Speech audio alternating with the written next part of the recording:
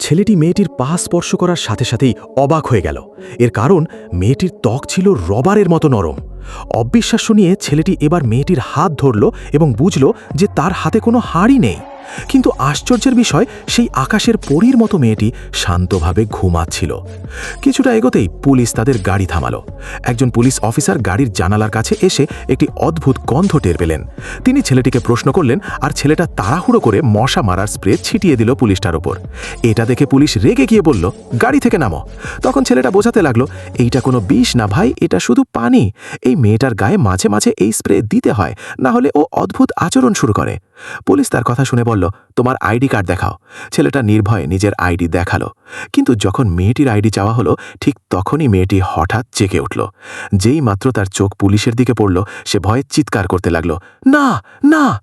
Police তাকে পাগল মেয়ে ভেবে ছেলেটাকে দ্রুত গাড়ি নিয়ে চলে যেতে বলল। তারপর ছেলেটি মেয়েটিকে নিয়ে গেল বিশ্ববিখ্যাত এক ডাক্তারের কাছে। ডাক্তার পরীক্ষা করে চুপ হয়ে গেলেন। এক্স রে প্লেট দেখে আরেকজন ডাক্তার বললেন, এই মেয়েটি সাধারণ মানুষ না।